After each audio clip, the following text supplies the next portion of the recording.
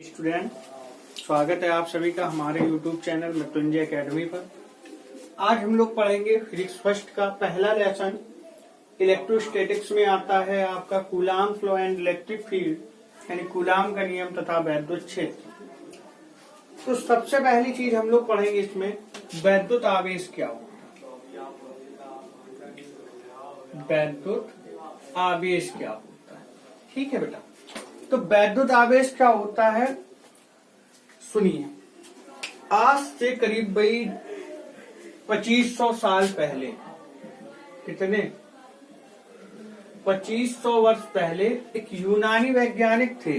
कौन थे? थेल्स थे। यूनानी दार्शनिक थेल्स ने देखा, क्या देखा थेल्स ने, कि जब एक अंबर नामक पदार्थ है, अंबर नामक पदार्थ को, ठीक है, अंबर नामक पदार्थ को ऊन से रगड़ा जाता है। लगभग 2500 वर्ष पहले थेल्स वैज्ञानिक यूनानी थेल्स ने अंबर नामक पदार्थ को बताया कि जब ऊन से रगड़ा जाता है तो इसमें कुछ हल्के कण अपनी ओर आकर्षित करने की क्षमता आ जाती है, जैसे छोटे छोटे कागज के टुकड़े हो, धूल हो, ठीक है। फिर इसके बाद 2000 साल तक किसी ने इस पे गौर नहीं किया। मान ली थेल्स की बात। 1600 में, सन 1600 ईस्वी में इंग्लैंड के एक डॉक्टर गिलबर्ट आए। इंग्लैंड के कौन आए? 1600 ईस्वी में इंग्लैंड के डॉक्टर गिलबर्ट, इन्होंने बताया कि केवल अंबर ही एक ऐसा पदार्थ नहीं है।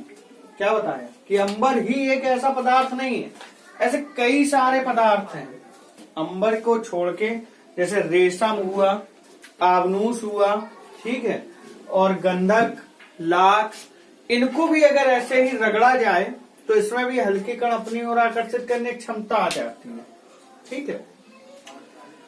अब इन्होंने केवल अंबर बताया था, इन्होंने और भी बहुत सारे नाम दे दिए। क्या क्या?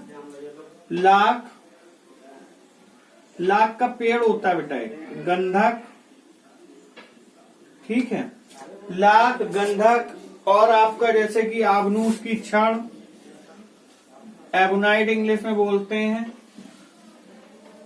रेशम, इन्हें भी रगड़ो तो हल्के कण अपनी ओर आकर्षित कर लेता है, मानना पड़ेगा हमें। तो जिस कारण यह आवेशित कर लेता है, जिस कारण यह आवेशित कर लेता है, ठीक है, उसे हम क्या कहते हैं भाई? इसमें ये गुण आया तो इसके कारण क्या हो गया? ये वैद्युतमय हो गया। वैद्युतमय यानी इलेक्ट्रीफाइड। जिस कारण ये खींच रहा है अपनी ओर तो ये वैद्युतमय हो गया यानी इलेक्ट्रीफाइड हो गया, ठीक है। अब यही गुण को हम लोग क्या कहते हैं, या कह सकते हो कि जैसे रेशम को हमने बिल्ली खाल से रगड़ा, रेशम को बिल्ली खाल से नहीं, रेशम को रगड़ा हमने किससे? कांच से, ठीक है, या कांच को रेशम से, और आबनूस की छड़ को बिल्ली खाल से रगड़ा तो इसमें कुछ हल्के गुण, हल्के कण अपनी ओर आकर्षित करने की क्षमता आ जाती है, जिस कारण ये वैद्युतमय हो जाती है। और इस गुण को प्राप्त कर लेने पर इस पे क्या होता है? एक प्रकार का आवेश हो जाता है उत्पन्न, यानी एक आवेश आ जाता है जिसे हम लोग क्या कहते हैं? वैद्युत आवेश कहते हैं। बात समझ में आई कि नहीं? मेन आपको बस इतना लिखना है, जब कांच की छड़ को रेशम से और बिल्ली की छड़ को आबनूस की खाल से रगड़ते हैं तो उसमें कुछ हल्के कणों को अपनी ओर आकर्षित करने की क्षमता उत्पन्न हो जाती है। इस गुण को प्राप्त कर लेने पर वह वैद्युतमयी हो जाती है, तथा जो इस पर जो आवेश आ जाता है उससे हम क्या कहते हैं?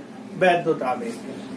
अब बेटा एक बात समझो, मान लो हम एक कांच की छड़ लाए, एक कांच की छड़ है ये, और एक ये आबनूस की छड़। हमने क्या किया? कांच की छड़ के पास रखा रेशम, दो छड़े हैं कांच की, ठीक है, कांच की दो छड़े लाए और दो छड़े लाए आबनूस की। ऐसे समझना मेरी बात, बहुत ज्यादा कठिन बात नहीं है, सिंपल सी बात है। दोनों कांच की छड़ों को रेशम से रगड़ लिया और एक छड़ को ऐसे हमने कहीं पे रेस कांच की एक छड़ जो थी उसको हमने ऐसे लटका दिया, ठीक है, और दूसरी वाली कांच की छड़ इसके पास ले गए। तो जैसे जैसे हम छड़ पास ले जा रहे थे ये पीछे हटती जा रही थी, पास जा रहे थे हम वो पीछे हट रही थी, हम पास गए वो पीछे हटी, ठीक है।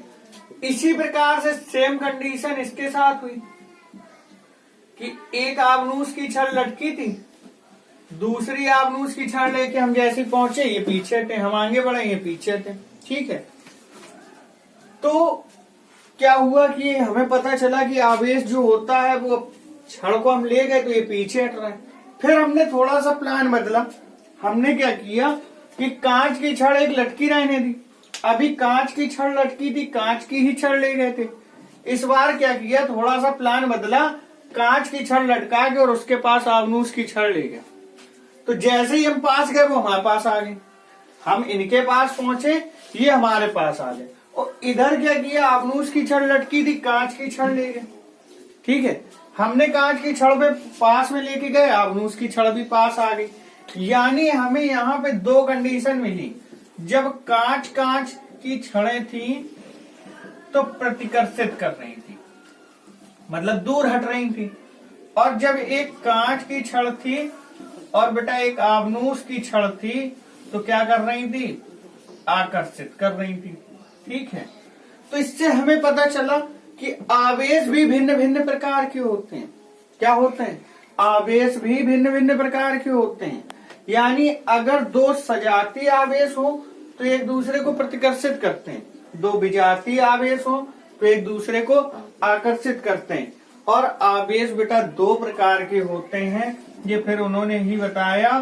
कौन कौन सा, एक तो धन आवेश और दूसरा ऋण आवेश। किसने बताया था, जानते हो, नहीं जानते हो, बताते हैं किसने बताया था। एक धन आवेश और एक ऋण आवेश, ये नाम रखे थे फ्रैंकलिन ने।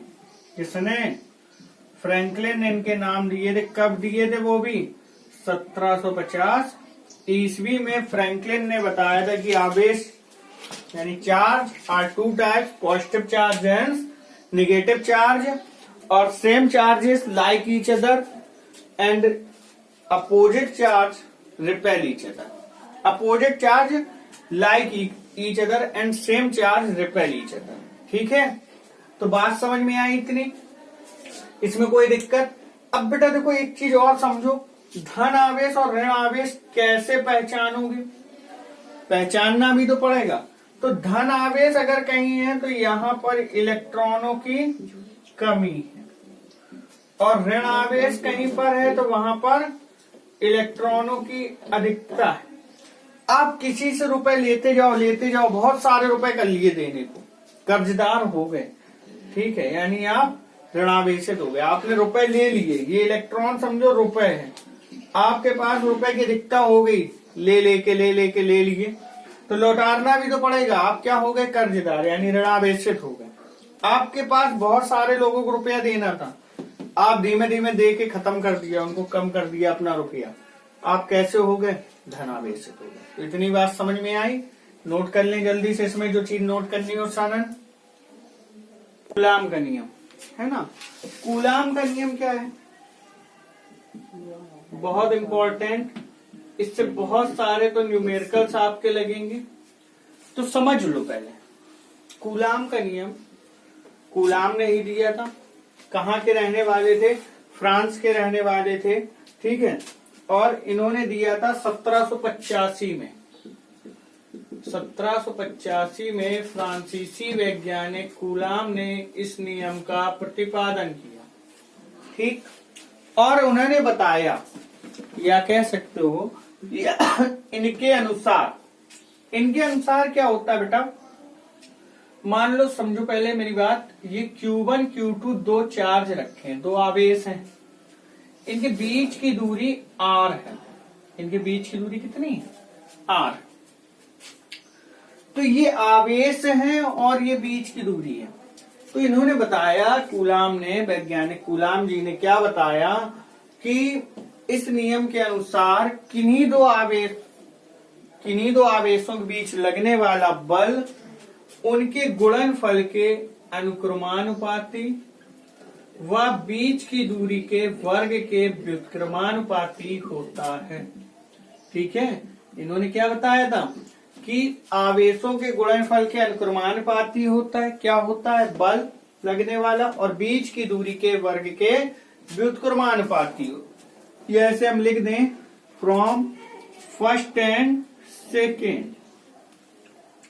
तो F अनुक्रमानुपाती Q1 Q2 बटे।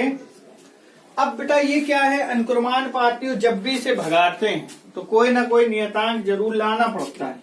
ठीक है, इनकी जगह पे क्या आ गया यहाँ पे? 1/4 pi epsilon not Q1 Q2 बटे। ये फॉर्मूला निकल आया वैद्युत बल का। इसको हम लोग क्या कहते हैं? वैद्युत बल कहते हैं। अब वैद्युत बल जो यहाँ पे, ये तो सब कुछ ठीक है, ये पता है आवेश है, ये बीच की दूरी है। ये क्या है? 1/4 पाई एप्सिलॉन नॉट। तो ये अभी हमने बोला आपसे कि 1/4 पाई एप्सिलॉन नॉट क्या है? नियतांक है, एक नियतांक है। इसका बेटा मान कितना होता है? इसका मान 9 × 10⁹ होता है। ठीक है, 9 × 10⁹ होता है, न्यूटन में कह सकते हो। ठीक है, अगर हम कह दें, मान लो कि Q1 Q2 जो आपका है वो कितना हो, यदि हम कह दें बेटा Q1 Q2 एक है, R एक है, तो F बराबर कितना बचेगा? ये सब एक हो गए तो 1/4 पाई एप्सिलॉन नॉट। यानी यहाँ पर इसकी वैल्यू 9 × 10⁹ होती है। तो बल कितना हो जाएगा? 9 न्यूटन। यानी 1 कूलाम, यहाँ पे आप क्या कह सकते हो? 1 कूलाम वह आवेश है जो अपने से 1 मीटर की दूरी पर निर्वात में रखे इसी परिमाण के किसी अन्य सजातीय आवेश को इतने के बल से प्रतिकर्षित करेगा। ठीक है, कूलाम आवेश को बहुत बड़ा मात्रक है और व्यवहार में इसे माइक्रो कूलाम का उपयोग करते हैं। ज्यादातर जब आप सवाल लगाएंगे तो आपको डायरेक्टली कूलाम नहीं मिलेगा, आपको क्या मिलेगा? Micro coulomb. ठीक है, और एक माइक्रो कूलाम में कितने कूलाम? माइक्रोम तो आप लोगों ने पढ़ा है 10⁻⁻6। एक माइक्रो, एक नैनो, एक पिको, एक टेरा, इस तरह से बहुत सारी चीजें होती हैं। फिलहाल यहाँ माइक्रो और नैनो में आवेश ज्यादा मिलता है, एंगस्ट्रॉम में नहीं मिलेगा। ठीक है, माइक्रो कूलाम बोलने में अच्छा लगता है।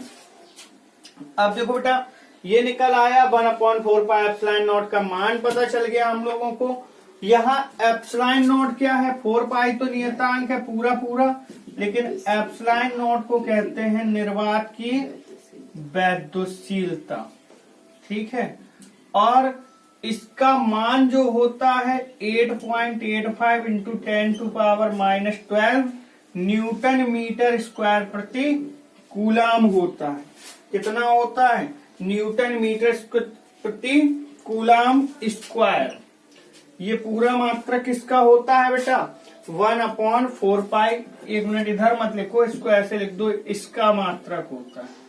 इसका मात्रक न्यूटन मीटर स्क्वायर प्रति कूलाम स्क्वायर होता है।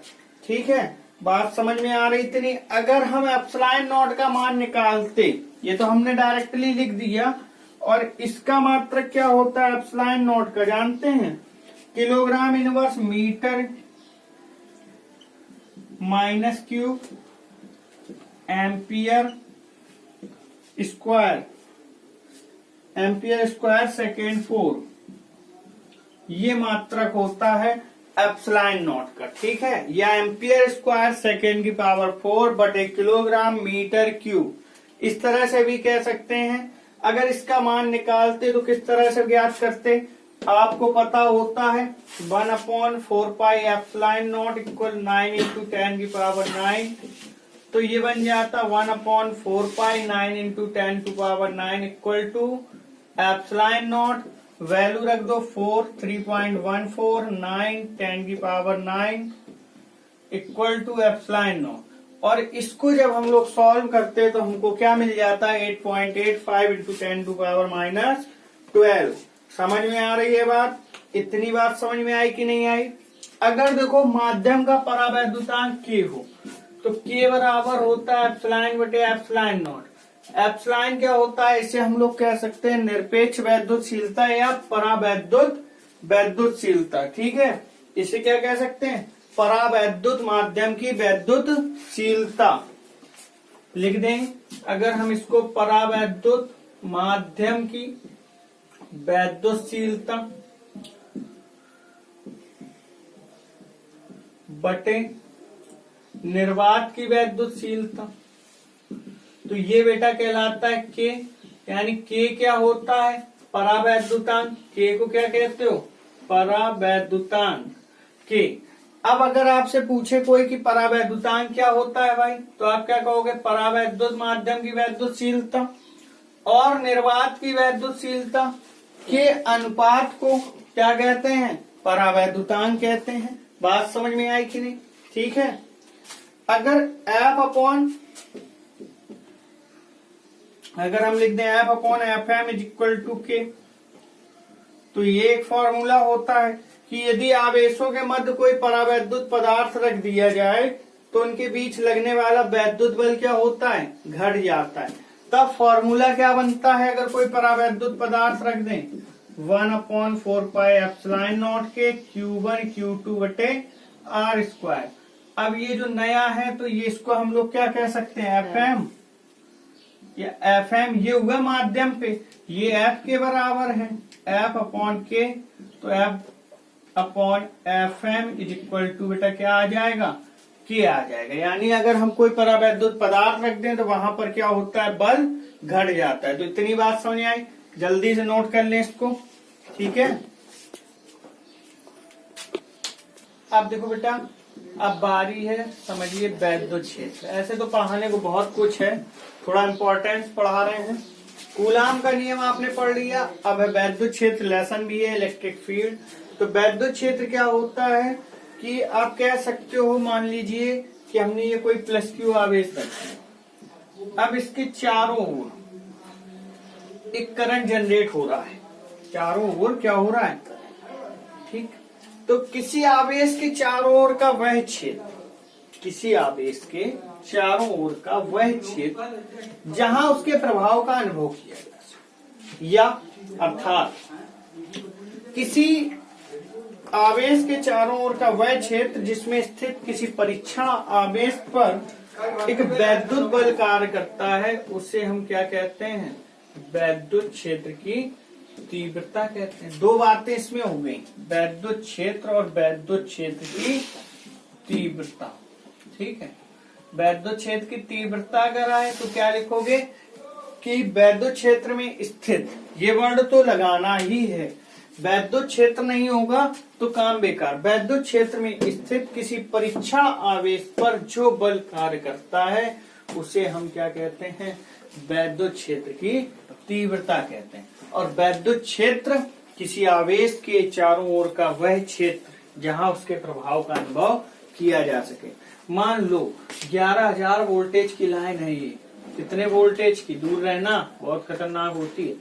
आप इतने दूरी पे हैं अभी इससे, और यहाँ पे आपको करंट लग गया इससे, इसका मतलब क्या है, ये जो लाइन है इसका प्रकोप कहाँ तक फैला है, यहाँ तक। ठीक है, ट्रांसफार्मर है, आप पता चला कि आप उससे काफी दूर हैं, कि आप उससे कम से कम 20, 25, 30 सेंटीमीटर दूर हैं, फिर भी उसने आपको अपनी ओर खींच लिया। इसका मतलब क्या है कि उसका करंट 20-25 सेंटीमीटर तक फैला हुआ है। सपोज दैट, जैसे आपने देखा होगा, ये मैग्नेट एक रख दें हम, मैग्नेट NS होती है, और यहाँ एक कील डाल दें लोहे की, ये अगर इधर तक, जहां तक इसको खींच लेगी वहां तक क्या होगा, मैग्नेटिक फील्ड होगी। इसी प्रकार से करंट जहां तक फैला रहा है यानी इलेक्ट्रिक फील्ड, उसे ही इलेक्ट्रिक फील्ड कहते हैं। ठीक है, जहां तक इलेक्ट्रिक का प्रकोप रहे। तो बात समझ आई, वैद्युत क्षेत्र, वैद्युत क्षेत्र की तीव्रता। अब देखो बेटा, एफ का फॉर्मूला आपने क्या निकाला था, एक फॉर्मूला और होता है 1/4πε0 Q0 अपॉन R स्क्वायर, और अपॉन में क्या है Q0 कट किया, तो E बराबर कितना हो गया, 1/4πε0 Q अपॉन R स्क्वायर। बात समझ में आई कि नहीं? अब देखो बेटा, E ऐसे लिखते हैं, जब फॉर्मूला लिखते हैं, E is equal to F upon Q0। E कैसी राशि है, सदिश राशि होती है, ठीक है। एफ कैसी राशि है, एक सदिश राशि है। और क्यू नॉट कैसी राशि है, देखो क्यू नॉट अदिश राशि है और एफ कैसी राशि है बेटा, सदिश राशि है। तो ई कैसी राशि होगी, ये भी आपकी सदिश राशि होगी, ठीक है। ये भी कैसी राशि होगी, सदिश राशि होगी, ठीक है। बात समझ में आ रही कि नहीं। अब इसकी दिशा क्या होगी, वही दिशा होगी जो बल एफ की दिशा होगी, ठीक। इसकी दिशा वही होगी जो बल एफ की दिशा होगी। अर्थात जिस दिशा में वैद्युत क्षेत्र में रखा धनावेश चलने का प्रयत्न करता है, ठीक है। यदि परीक्षण आवेश धन न होकर ऋण हो तब वैद्युत क्षेत्र की तीव्रता की दिशा आवेश पर लगने वाले बल एफ की दिशा के विपरीत होगी। ये बात और ध्यान रखना, अभी जब इसके सवाल पढ़ाएंगे तब समझाएंगे, बहुत अच्छी चीज, ठीक है। इतनी बात समझ आई। और अगर हम कह दें इस पे बल कितना होगा, तो F बराबर होता है बेटा क्यू। क्या होता है, F बराबर क्यू ई, और इसका मात्रक तो वही होता है। अगर वैद्युत क्षेत्र का मात्रक निकालोगे तो देखो मात्रक क्या होगा इसका, F बल है तो न्यूटन, चार्ज है तो कूलाम, मात्रक हो गया न्यूटन प्रति कूलाम।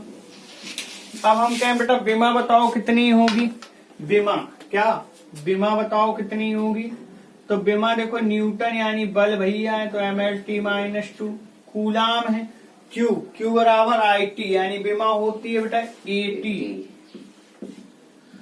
तो देखो T ऊपर जाएगा mlt-3 A माइनस, ये किसकी विमा हो गई, वैद्युत क्षेत्र की विमा हो गई, mlt-3 A माइनस 1। बात समझ में आई, नोट कर लें जल्दी से इसको। वैद्युत द्विध्रुव क्या होता है, वैद्युत द्विध्रुव, ठीक। इलेक्ट्रिक डाइपोल, वैद्युत द्विध्रुव, इलेक्ट्रिक डाइपोल, इसको क्या कहते हैं इंग्लिश में, इलेक्ट्रिक डाइपोल। बहुत सरल सी बात, सुन लो, बता रहे हैं, बताना नहीं किसी को, ठीक। अपने तक रखना, फायदा मिलेगा।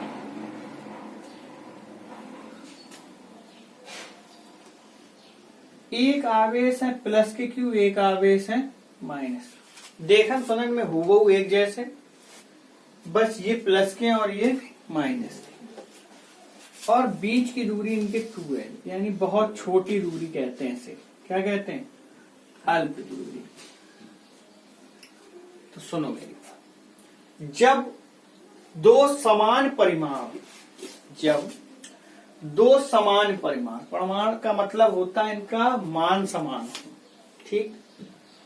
और विपरीत प्रकृति के आवेश, जब दो समान परिमाण और विपरीत प्रकृति के आवेश एक दूसरे के यह निकाय वैद्युत द्विध्रुव कहलाता है, ठीक है।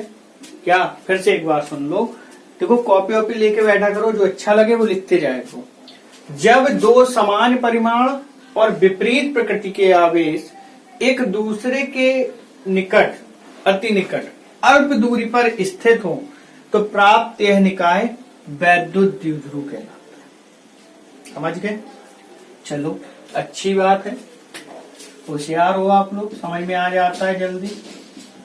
फिर है बेटा वैद्युत द्विध्रुव आघूर्ण, है ना, इलेक्ट्रिक डाइपोल टॉर्क, इसको बोलते हैं इलेक्ट्रिक डाइपोल टॉर्क। चलो, वैद्युत द्विध्रुव आघूर्ण को हम लोग कहते हैं P बराबर Q इंटू 2L। पहले फॉर्मूला देखो, अगर ये याद रहा तो हमेशा डेफिनेशन याद रहेगी, ये भूल गए तो डेफिनेशन क्या याद रख पाओगे। जब दो वर्ड नहीं याद रख पाओगे Q इंटू 2L तो डेफिनेशन तो जायज सी बात नहीं याद रख पाओगे, तो पहले से याद करो। याद क्या करना है, Q होता है आवेश और 2L है बीच की दूरी। तो आवेश के परिमाण और बीच की दूरी के गुणनफल, देखो गुणा हो रहा है तो गुणनफल, भाग होता है तो भागफल। आवेश का परिमाण और बीच की दूरी के गुणनफल को वैद्युत द्विध्रुव आघूर्ण कहते हैं। क्या कह रहे भैया, ठीक है। अब अगर इसका मात्रक पूछा जाए, तो मात्रक बताने में क्या है, क्यू मीन कूलाम मात्रक है और 12 मीन मीटर। तो मात्रक क्या बन गया, कूलाम मीटर। इसका मात्रक क्या होगा, कूलाम मीटर। कुछ और है इसमें, बस यही होता है। और राशि कैसी होती है, वैद्युत द्विध्रुव का आघूर्ण। अगर राशि आपसे कोई पूछ दे कैसी होगी, तो सदिश, देखो बा और वा जहां आता है तो सदिश राशि, ठीक है। इसके बाद इसकी दिशा जो होती है वो ऋण आवेश से धनावेश की ओर होती है। ये ऋण आवेश है, ये धनावेश, इसकी दिशा ऐसे चलेगी, ठीक है। इसका मात्रक कूलाम मीटर। विमी सूत्र क्या होगा, कूलाम का बेटा AT होता है, इसका L होता है, तो ATL कह दो, चाहे LTA कह दो, जो अच्छा लगे वो कह दो। गुणा में है सब, आगे पीछे कोई फर्क नहीं पड़ रहा यार, चाहे ATL कहो चाहे LTA कहो, ठीक है। तो इतनी बात समझ आई। कभी कभी सवाल में थोड़ा सा घुमा देते हैं, सवाल में कह देंगे HCl, क्या कह देंगे, HCl। तो H पे हमें पता होता है धनायन और Cl पे पता होता है ऋणायन। केमिस्ट्री आ गई थोड़ी सी, तो सेम आवेश होते हैं इन पे, एक धन एक ऋण है और आवेश QQ होता है, ठीक है। जैसे आपसे कह सकते हैं H2O, HBr, ऐसे कभी कभी केमिस्ट्री के तत्व दे देते हैं कंफ्यूज करने के लिए। और केमिस्ट्री तत्व मिल जाए, वैद्युत द्विध्रुव आघूर्ण पूछे तो समझ जाना कि आवेश इनके बराबर बराबर, समझ गए, ठीक। इतनी बात नोट कर लो जल्दी से,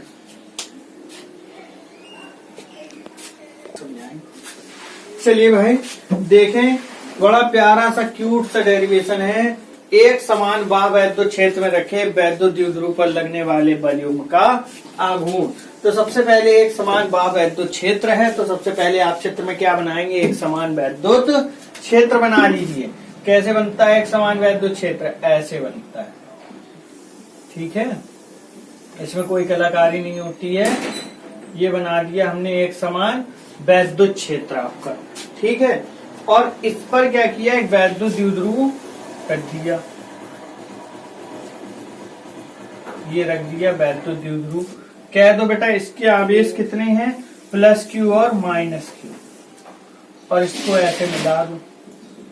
माना एक समान वैद्युत क्षेत्र की, जिसमें एक वैद्युत द्विध्रुव आवेश क्षेत्र की दिशा से, देखो क्षेत्र ऐसा है और आवेश ऐसा रखा है, तो कुछ कोण बना रहा है, थीटा कोण पर रखा हुआ है, ठीक है। एक जिसका मान, और जिससे क्या करते हैं इसमें, जब इसमें आवेश प्रवाहित होता है तो इसकी लंबी भुजाओं पर बराबर और विपरीत बल कार्य करने लगते हैं, जो कि क्या करते हैं, बलयुग्म की रचना करते हैं। इनका काम क्या रहता है, ये रखे वैद्युत द्विध्रुव, ठीक। एक बल लगे इधर, एक लगे इधर, जी कह रहे तुम आओ नीचे, जी कह रहे तुम आओ ऊपर, और दोनों होते हैं बराबर, तो ना जी इधर हिल पा रहे ना जी इधर हिल पा रहे, बीच में फंसे धरे हैं, ठीक है। एक बल इधर लगा, एक इधर, जी कह रहे तुम नीचे आओ, जी कह रहे तुम ऊपर आओ, और जो दोनों लगे हैं बराबर, तो जी ऐसे फंसे लगे, कोनो नहीं खींच पा रहे, तो जी इसी तरह से रखा रहता है। नाम दे दो इनका कुछ भी, क्या नाम दे दे बताओ, ऐसे क्या नहीं, O A B, ठीक है। और वैद्युत द्विध्रुव है तो बीच की दूरी बेटा कितनी, ये तो गांठ बांध लो बिल्कुल, 2L, ठीक। बीच की दूरी 2L, OAB। अब देखो बल युग्म का आघूर्ण बराबर जो फॉर्मूला होता है, बल युग्म का आघूर्ण का फॉर्मूला होता है बल गुणा क्रिया रेखाओं के बीच, बल गुणा क्रिया रेखाओं के बीच लांबिक दूरी, ठीक है। तो बल कितना है बेटा F, लांबिक दूरी लंब के रूप में हो, OA लंब के रूप में, और इसको कहते हैं टाउ, टाउ जी, है ना, टाउ जी। अब देखो OA है तो ये थीटा कोण है, तो साइन थीटा बराबर क्या होता है, लंब बटे कर्ण, OA बटे AB, sine theta OA, AB कितना है 2L, OA बराबर बेटा कितना हो गया 2L साइन थीटा, वैल्यू रख दो F इंटू 2L। F बराबर अभी हमने बताया था जब वैद्युत क्षेत्र की तीव्रता ज्ञात की थी, QE into 2L sine theta. वैद्युत क्षेत्र की तीव्रता E हो तो यहाँ क्या है, तो तीव्रता E हो तो अब Q इंटू 2L क्या लिखा था, वैद्युत द्विध्रुव का आघूर्ण P हो तो वैद्युत द्विध्रुव आघूर्ण P हो तो P बराबर Q इंटू 2L। तो Q इंटू 2L कितना हो गया, P E साइन थीटा। बलयुग्म का आघूर्ण बेटा कह दो अधिकतम होगा, आघूर्ण अधिकतम होगा। अधिकतम कब होगा, साइन का सबसे बड़ा मान जब आएगा हमारे पास। और साइन का सबसे बड़ा मान कब आएगा, जब 1 आएगा। साइन कितना आएगा, 1 के बराबर, यानी साइन थीटा बराबर साइन 90 होता है। तो फिलहाल हम सीधे यही कह दें, theta is equal to 90, sine theta 1। तो टाउ मैक्सिमम जो होगा बेटा वो क्या होगा, अधिकतम बलयुग्म का आघूर्ण पीई। इसका मात्रक क्या होता है, पी का मात्रक होता है कूलाम मीटर, ई का होता है न्यूटन प्रति कूलाम। कूलाम कूलाम शहीद हो गए, तो इसका मात्रक क्या बचा आपके पास, न्यूटन मीटर। ठीक है, इतना नोट कर लो जल्दी से।